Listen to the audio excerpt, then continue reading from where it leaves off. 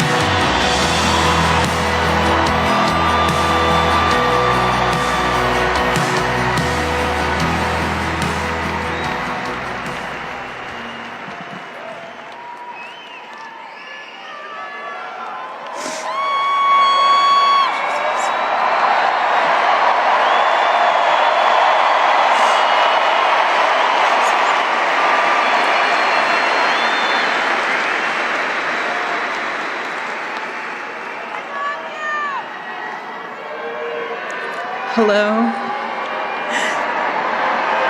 God bless all of you for coming here from all over the world to honor and celebrate my Charlie.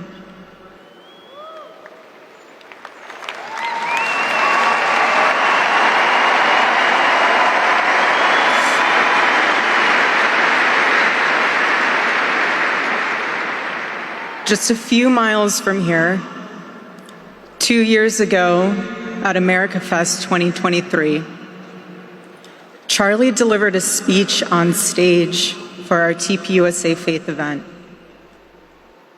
Charlie loves speaking off the cuff. He was very good at that, without a script. So I personally didn't know what he was going to say. And what he chose to speak about that day was his submission to the will of God. He quoted one of his favorite Bible verses, Isaiah chapter 6, verse 8. Here I am, Lord. Send me. After Charlie finished, I met him backstage and I spoke to him, and I'll never forget this. I said, Charlie, baby, please talk to me next time before you say that statement. Because when you say something like that, there is so much power in that verse. When you say, here I am, Lord, use me, God will take you up on that. And he did with Charlie.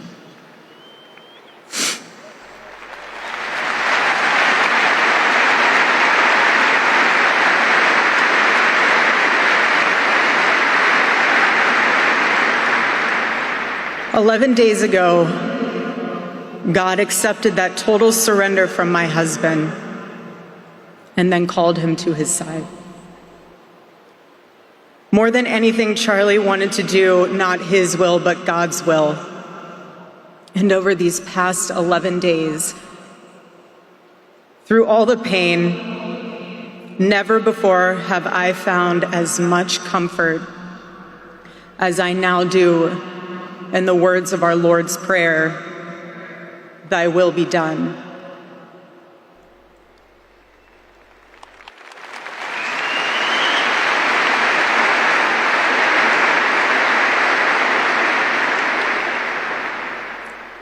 God's love was revealed to me on the very day my husband was murdered. On the afternoon of September 10th, I arrived at a Utah hospital to do the unthinkable, to look directly at my husband's murdered body. I saw the wound that ended his life. I felt everything you would expect to feel. I felt shock. I felt horror and a level of heartache that I didn't even know existed. But there was something else too. Even in death, I could see the man that I love. I saw the one single gray hair on the side of his head, which I never told him about. Now he knows. Sorry, baby, I'm telling you now, but never told him. Didn't want to. I also saw this. I also saw on his lips the faintest smile. And that told me something important. It revealed to me a great mercy from God in this tragedy. When I saw that, it told me Charlie didn't suffer. Even the doctor told me. It was something so instant that even if Charlie had been shot in the operating room itself, nothing could have been done. There was no pain, there was no fear, no agony. One moment, Charlie was doing what he loved, arguing and debating on campus, fighting for the gospel, truth, in front of a big crowd. And then he blinked. He blinked and saw his Savior in paradise.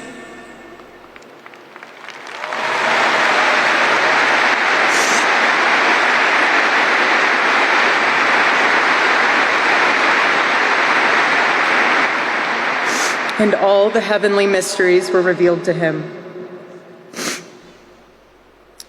God's love continued to be revealed to me in the days that followed. The next day on the tarmac in Air Force 2, I confronted Usha Vance, precious woman. I held her hand and I told her, honestly, I do not know how I am going to get through this. She told me something. She said, you know when you're on an airplane with your kids and it's the last 15 minutes of the flight and things are crazy, kids are not cooperating, toys are flying everywhere and everyone's screaming. And you think to yourself, I cannot wait for this flight to land. And it's 15 minutes before you land. And she told me, you will get through these 15 minutes and the next 15 minutes after that. Usha, I don't think you realized it then, but those words were exactly what I needed to hear. But most of all, God's mercy and God's love have been revealed to me these past 10 days. After Charlie's assassination, we didn't see violence. We didn't see rioting.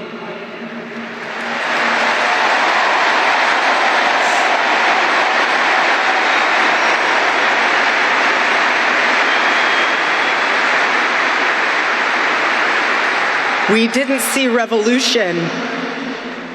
Instead, we saw what my husband always prayed he would see in this country. We saw revival.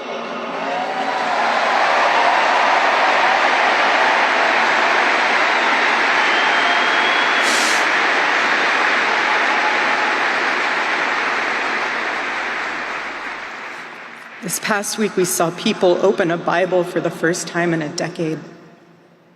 We saw people pray for the first time since they were children. We saw people go to a church service for the first time in their entire lives.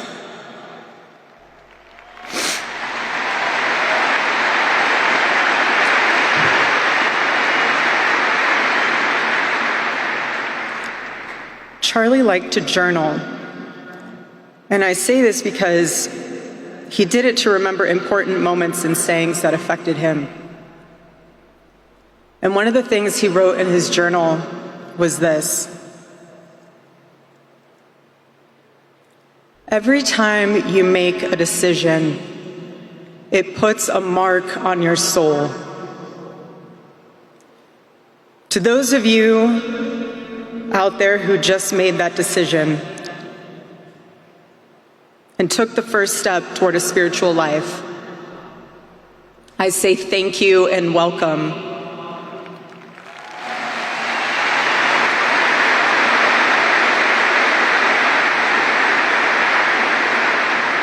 One day, I hope you look back and realize it was the most important decision of your life, because it is. All of you who are already believers, it is your job to shepherd these people. Do not take that lightly.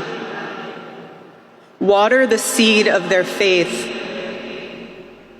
Protect it and help it grow. Every day as Charlie rode into the office, he would go through his contact list. And I know there's many of you who were impacted by this. He would go through his contact list and send Bible verses for the day. He knew that faith was a habit. The more you live it, the more it grows. But know this too: the seed has only just been planted. The enemy will tempt you the most in a time like this one. God will always be there for you, but you must choose to mark your soul again and again in the direction of Christ.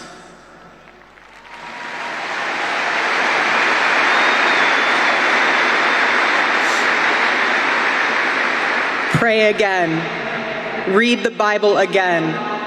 Go to church next Sunday and the Sunday after that, and break free from the temptations and shackles of this world.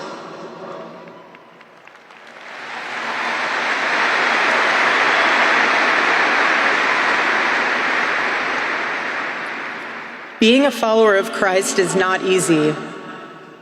It's not supposed to be. Jesus said, if anyone would come after me, let him deny himself, take up his cross and follow me. He said he would be persecuted. He said we would be persecuted. And Charlie knew that and happily carried his cross all the way to the end. And I want all of you to know, while Charlie died far too early, he was also ready to die. There was nothing nothing he was putting off. There was nothing that was too hard or too painful, or nothing that he just felt like he didn't want to do it. He left this world without regrets. He did 100% of what he could every day. But I want you to know something. Charlie died with incomplete work, but not with unfinished business.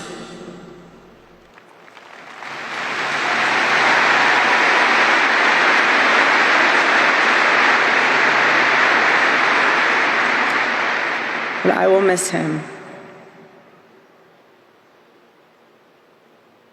I will miss him so much because our marriage and our family were beautiful. They still are.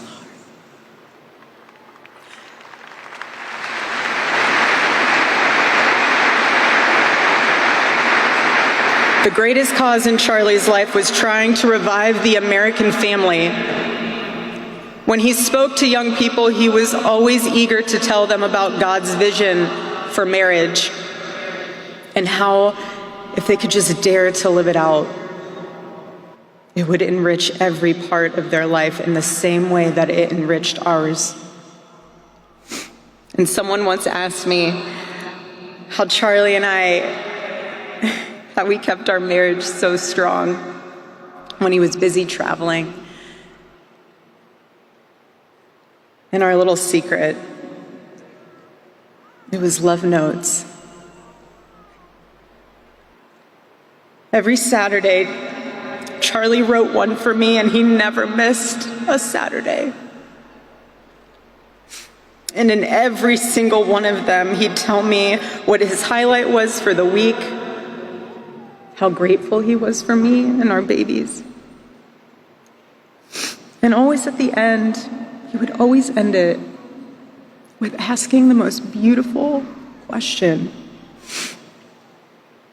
He'd always end it by asking, "Please let me know how I can better serve you as a husband." Charlie perfectly understood God's role for a Christian husband. A man who leads so that they can serve.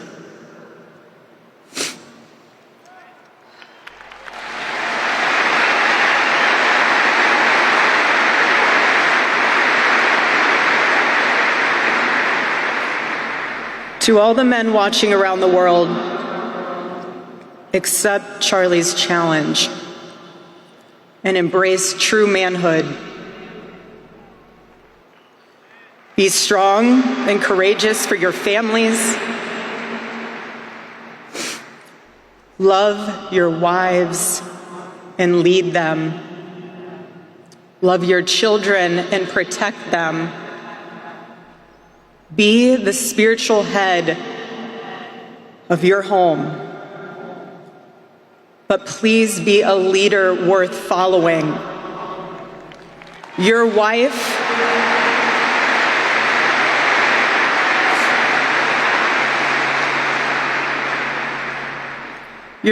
is not your servant. Your wife is not your employee. Your wife is not your slave. She is your helper. You are not rivals. You are one flesh working together for the glory of God.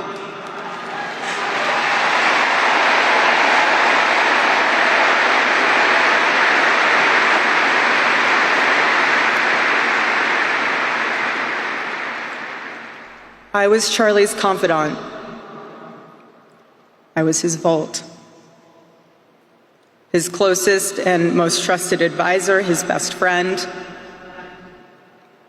I poured into him and loved him so deeply, empowered him, because his love for me drove me to be a better wife. Every day he honored me, and I prayed that I could be the wife that God needed me to be for my husband. Women, I have a challenge for you too. Be virtuous. Our strength is found in God's design for our role. We are the guardians. We are the encouragers. We are the preservers. Guard your heart. Everything you do flows from it. And if you're a mother, please recognize that is the single most important ministry you have.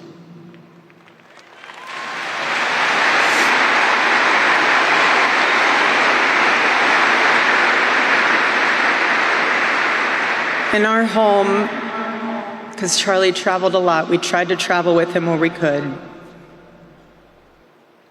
But I made sure that when Charlie returned from work, it was his sacred landing place, away from the worries of the world.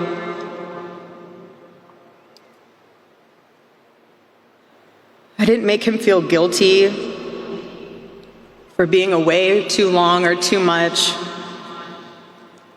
or getting home too late. I always told him, home is here for you, and it'll be ready for you. And I made it into this place where he wanted to be as soon as possible when he was on the road. There was no keeping score between us. We were a team, working together for the same mission. I never wanted to be the one standing between Charlie and the task that God prepared for him, had set for him. And I knew Charlie would always do his best to help me with the same. My marriage with Charlie was the best thing that ever happened to me. And I know it was the best thing that ever happened to him as well. He wanted everyone to experience that joy. And that's what's so beautiful about God's design for marriage, is that everyone can. And I could talk endlessly about it, and years to come I will. But Charlie's mission above all was aimed directly at those who aren't married. He named his organization well. He knew things were not right with America, and especially with young people, and they needed a new direction. Charlie passionately wanted to reach and save the lost boys of the West, the young men who feel like they have no direction, no purpose, no faith, and no reason to live. The men wasting their lives on distractions, and the men consumed with resentment, anger, and hate. Charlie wanted to help them. He wanted them to have a home with Turning Point USA. And when he went onto campus, he was looking to show them a better path and a better life that was right there for the taking. He wanted to show them that.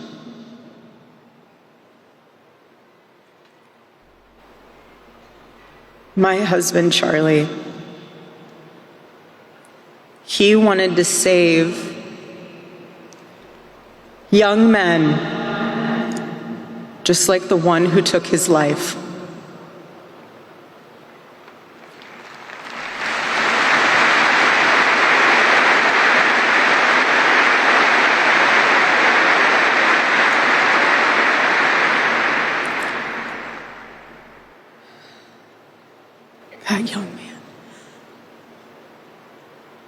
That young man, on the cross, our Savior said,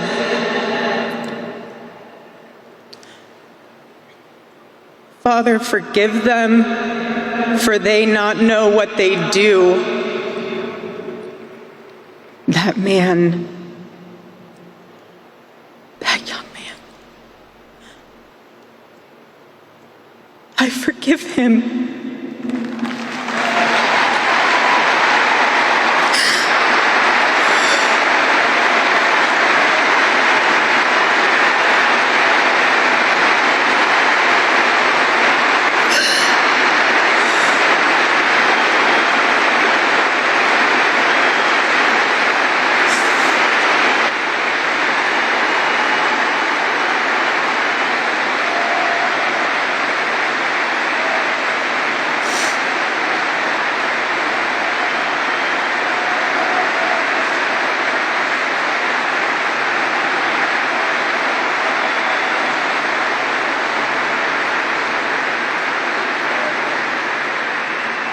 I forgive him because it was what Christ did and is what Charlie would do. The answer to hate is not hate. The answer we know from the gospel is love, and always love. Love for our enemies and love for those who persecute us. The world needs Turning Point USA. It needs a group that will point young people away from the path of misery and sin. It needs something that will lead people away from hell in this world and in the next. It needs young people pointed in the direction of truth and beauty. And so I promise you today, every part of our work will become greater. I am tremendously honored to be the new CEO of Turning Point USA.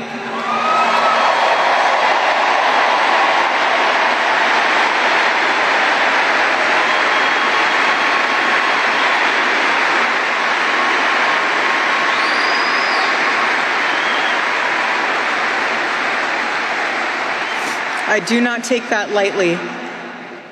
Charlie and I were united in purpose. His passion was my passion, and now his mission is my mission. Everything that Turning Point USA built through Charlie's vision and hard work, we will make 10 times greater through the power of his memory. Chapters will grow, thousands of new ones will be created.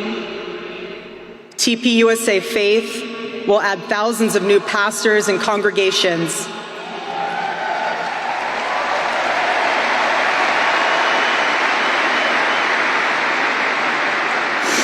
And yes, campus events will continue, and we will continue to hold debates and dialogue.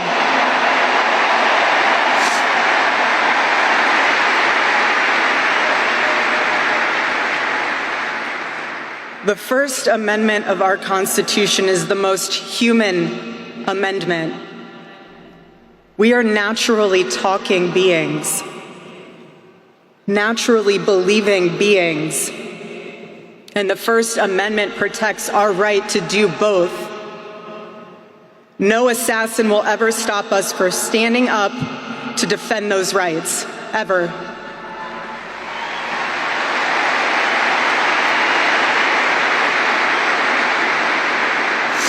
Because when you stop the conversation, when you stop the dialogue, this is what happens. When we lose the ability and the willingness to communicate, we get violence. And as I stand here now and I look at this beautiful photo of my husband in front of me hanging in the stadium, I think of my husband 13 years ago. I hadn't met him yet. He was 18 years old, a man barely out of high school, running around the halls of the RNC without $1 in his pocket and a single contact in his phone. People who saw him said that he didn't know what he was doing, but he did. He did know what he was doing. He knew exactly what he was doing. He was going to change the world, and he did. Charlie's life was a turning point for this country. It was a miracle. Let that miracle, that was Charlie's life, be your turning point as well. Choose prayer. Choose courage. Choose beauty. Choose adventure. Choose family. Choose a life of faith. Most importantly, choose Christ.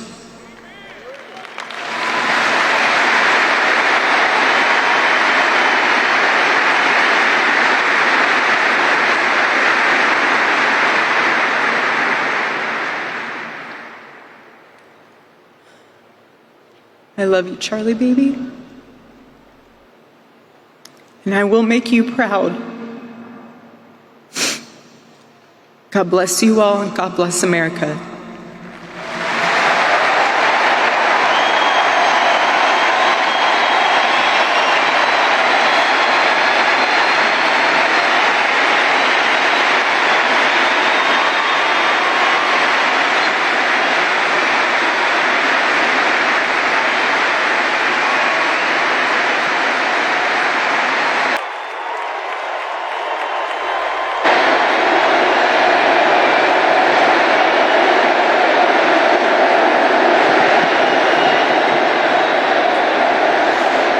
Well, I want to thank you very much, Lee.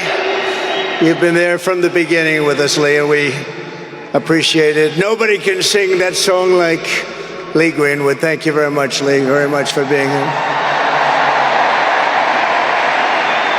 And his voice has not changed, you know? Pretty amazing. And a special thank you to Erika, because today, America is a nation in grief, a nation in shock, and a nation in mourning. Less than 2 weeks ago, our country was robbed of one of the brightest lights of our times, a giant of his generation, and above all, a devoted husband, father, son, Christian, and patriot. Charles James Kirk was heinously murdered by a radicalized, cold-blooded monster for speaking the truth that was in his heart. He was violently killed because he spoke for freedom and justice, for God, country, for reason, and for common sense.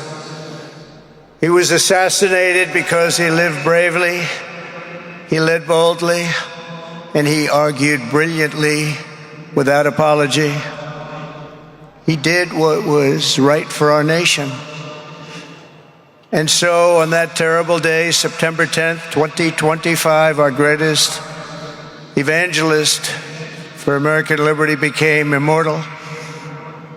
He's a martyr now for American freedom.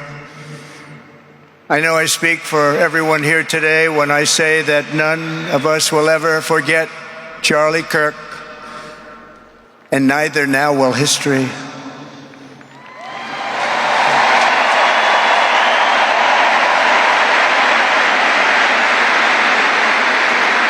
Because while Charlie has been reunited with his Creator in heaven, his voice on earth will echo through the generations, and his name will live forever in the eternal chronicle of America's greatest patriots. He will live forever. To Charlie's incredible and beautiful widow, Erika, we know the weight of this monumental loss is almost unbearable.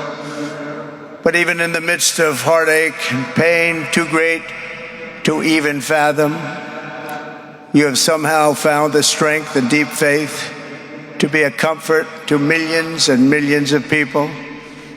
And thank you very much, Erika. Thank you very much.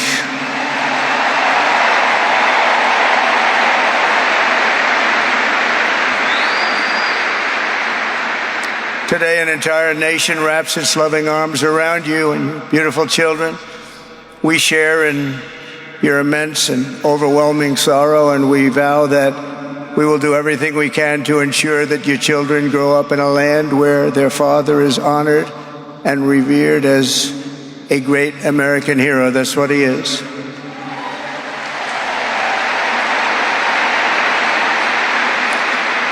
To Charlie's parents who lost their beloved son, and to the entire Kirk family, we know that no words can ever be enough to fill the void he leaves behind. That's a void that just can't be filled. But I hope the extraordinary outpouring of emotion over these past 11 days has comforted you with the knowledge that your son brought more good and love into this world in his 31 short years than most people, even very, very successful people, can bring in a lifetime.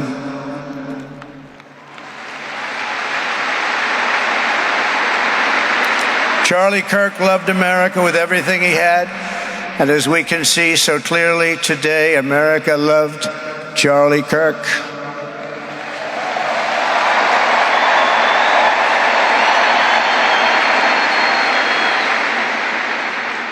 And he could always draw a big crowd. Look at this today. Look at what's gone on. This is a big crowd.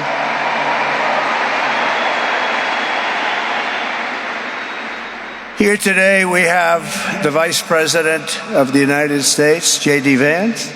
We have the Speaker of the U.S. House of Representatives, Mike Johnson. We have countless members of the United States Senate, and I'm sorry I'm not going to introduce you, but I'll be up here. They're all over the place. And likewise, the House of Representatives, they're all over this big stadium. This is not an arena, this is a stadium. Our great cabinet and this stadium packed with rafters of people, not to mention the one across the street that also has tens of thousands of people, and they're watching us on screen right now.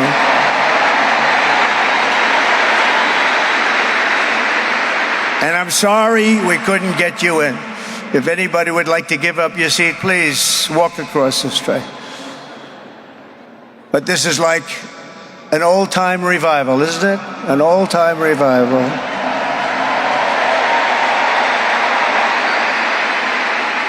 For millions of Americans, especially young people, it is agonizing and unthinkable to say goodbye to a patriot whose heart still had so much to give. It's so much. Raised in the suburbs of Chicago, Charlie was filled with a patriotic spirit from his youth, and he was an all-American in everything he did. And one of the last things he said to me is, "Please, sir, save Chicago." We're going to do that. We're going to save Chicago from horrible crime.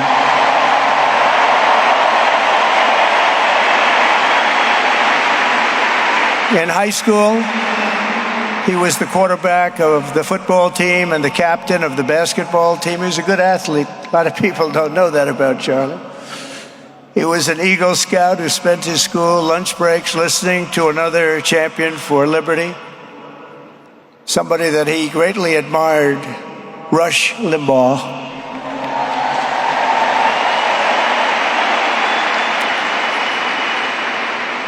But what was even more important to Charlie than politics and service was the choice he made in the 5th grade, which he called the most important decision of his life, to become a Christian and a follower of his Savior, Jesus Christ.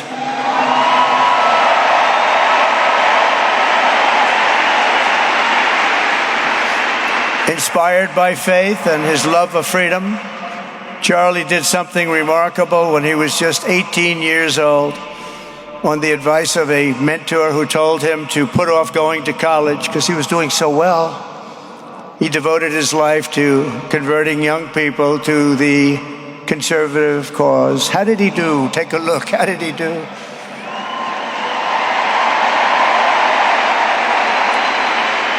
In 2012, 2 days after graduating high school, and with just $1,800 in his pocket, the young man from Illinois, who no one had ever heard of, started an organization whose grand ambitions were captured in its name, Turning Point USA. Great name.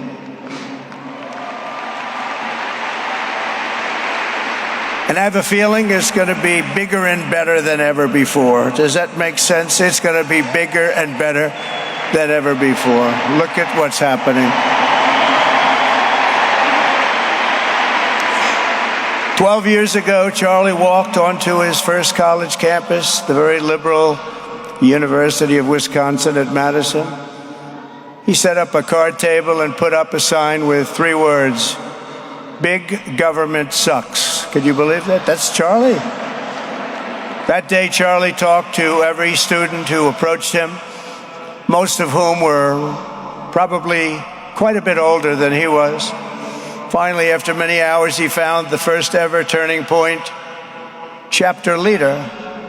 His first year out of high school, Charlie traveled 300 days raising money and taking his message to campuses all over the country. He lived out of his parents' basement, and they actually loved having him there. They loved Charlie. Everybody loved Charlie. And on the couches of friends and supporters, he lived off couches for 2 years, 3 years, then life started getting a little bit different. But he was always the same. For 5 years, he refused to take a paycheck, but day after day, he worked from 5 a.m. in the morning till 11 p.m. in the evening, always.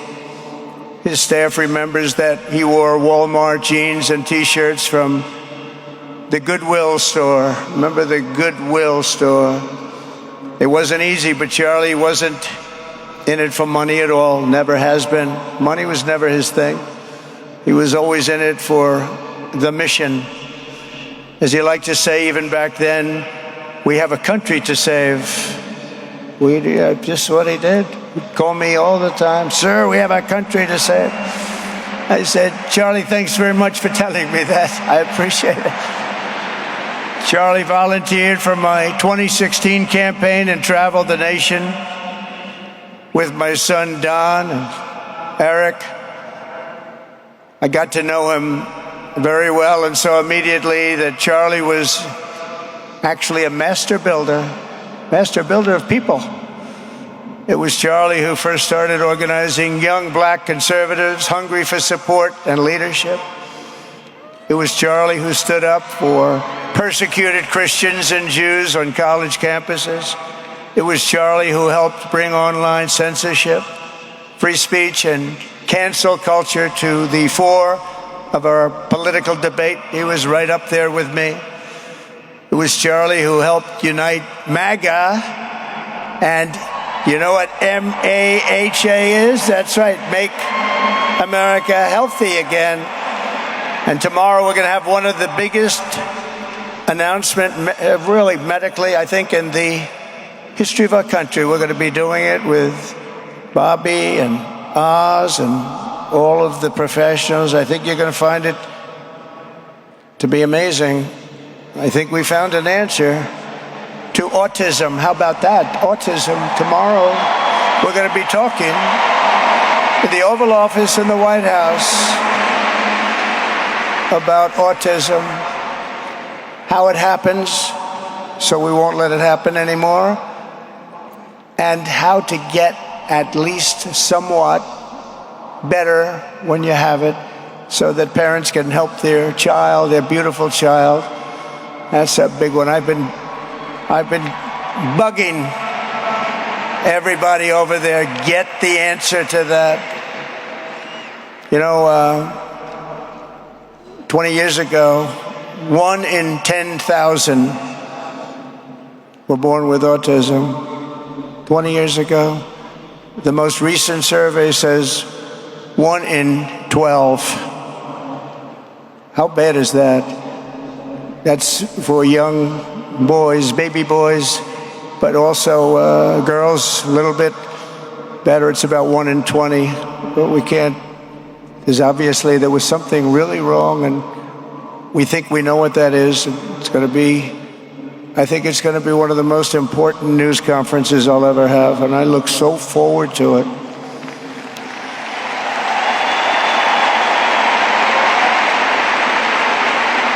And you know who else looked forward to it? Because he knew. I'd tell him a little bit about what was going on. Was Charlie. He would have been front row center, believe me.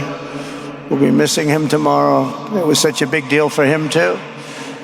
He brought together Donald Trump, Bobby Kennedy, right here in the great state of Arizona 1 year ago. Remember that? What a night, what a day that was. And it was Charlie who was among the first to speak to me about a man from Ohio by the name of J.D. Vance. Have you ever heard of him? He's doing a good job.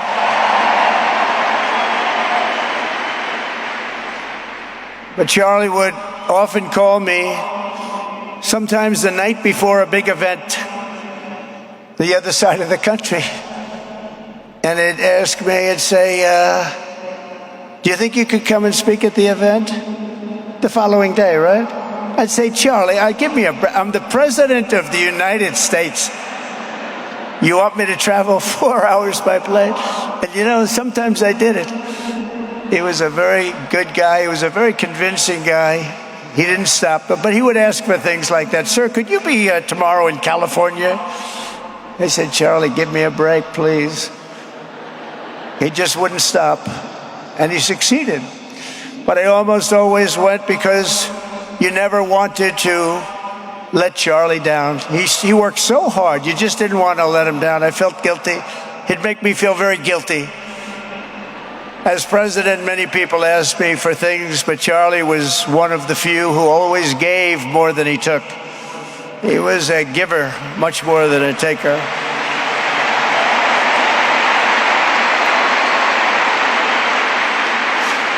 And no matter how big Charlie became, no one was too small for him to notice. He was good to everybody. Didn't matter.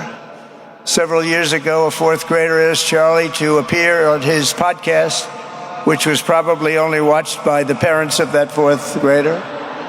And Charlie, who was actually pretty hot at the time, to be honest, he agreed, and the boy asked for advice. Charlie replied, the left, I call it the radical left. I call it sometimes the radical left lunatics.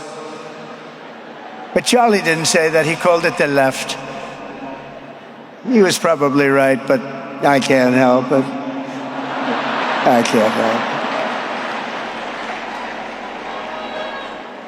it. So he said the left, radical left lunatics, may have all the money in the world, but they could never outwork me. I will wake up as early as I need to, about himself. I will stay up as late as I need to, and I will never stop fighting for our country. And he did this until his dying breath. That's what he was doing.